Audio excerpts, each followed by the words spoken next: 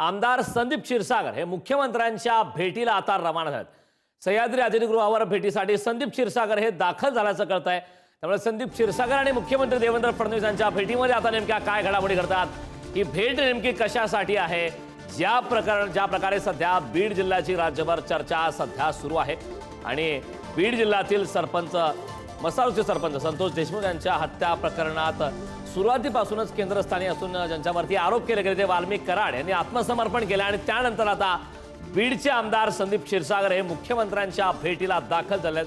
या संदर्भात ताज्या अपडेट देण्यासाठी आपले प्रतिनिधी पंकज दळवी आपल्यासोबत जोडलेत। पंकज, मोठी घडामोड आहे, संदीप क्षीरसागर हे मुख्यमंत्री देवेंद्र फडणवीस यांच्या भेटीला दाखल झालेत। काय सध्या घडामोडी घडतायत?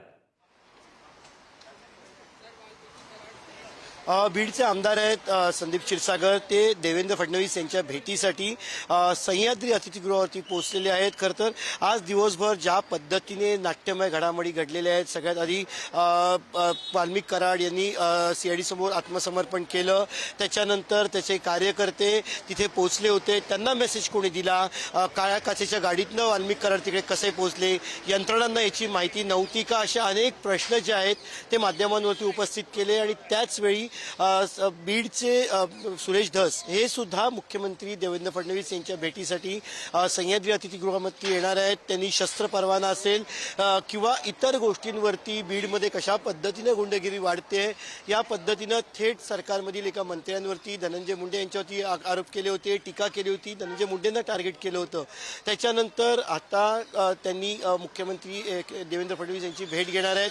काल त्यांनी बीडच्या जिल्हाधिकाऱ्यांची भेट घेतली, किती शस्त्र परवाने दिले गेले त्याची तपासणी करून दिली गेले का, ज्यांना खरंच गरज आहे त्यांना दिले गेले का, या आणि अशा अनेक मागण्या ज्या आहेत त्या घेऊन ते मुख्यमंत्र्यांना भेटायला आज येणार आहे। सुरेश धस कुठल्याही क्षणी सह्याद्री अतिथीगृहाला पोहोचतील, मात्र त्याच्या आधी संदीप क्षीरसागर इथे पोहोचलेले आहेत। संदीप क्षीरसागर असो किंवा सुरेश धस यांनी या बीड मधल्या घडणाऱ्या प्रकारांची आपला मुद्दा लक्षात आला, या संदर्भात या घडामोडीवरती लक्ष ठेवून या संदर्भात वेळोवेळी ताजी अपडेट घेत राहू।